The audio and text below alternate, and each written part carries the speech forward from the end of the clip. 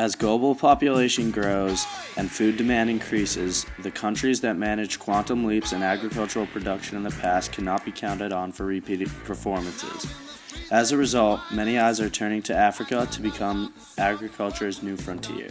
Africa is technologically more primitive than it could be and must develop the existing farming technologies available. These technologies are as simple as farm-to-market roads, basic irrigation systems, crop storage facilities, and hybrid seeds, Thurow says. With these simple advances, Africa's agricultural productivity will increase exponentially.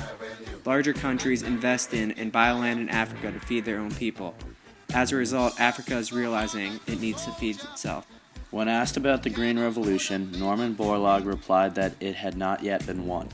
The Green Revolution beat back famine in Asia and Latin America, lowering food prices in U.S. and Europe, thus creating a false sense of security there.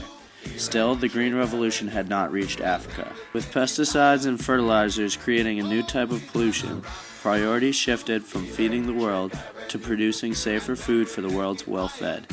At the same time, funding for agricultural projects in developing countries plummeted, especially with the U.S., whose food aid to agriculture in sub-Saharan Africa dropped from $400 million in 1984 to just $60 million in 2004. However, despite the U.S.'s dwindling support in recent years, philanthropists have stepped up. Bill and Melinda Gates invested over $1.5 billion into agricultural development in the past 5 years. Their foundation teamed up with the Rockefeller Foundation because the two foundations agreed that ending malnutrition is the key to success in poverty reduction efforts in Africa. Roger Thurow is clearly concerned with the lack of agricultural development in the continent of Africa and is weary of the dangers of a growing, more demanding population for food. His viewpoints are predominantly liberal because he believes that the world should work together to advance Africa's food production. He urges the U.S. to support the Green Revolution in Africa like it did in Asia and Latin America in the 50s and 60s. We feel that he is correct in his thinking that assisting Africa is a good idea for long-term food production.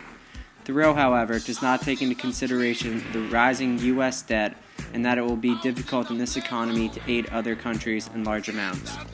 If the rich world neglects Africa, it is at its own peril.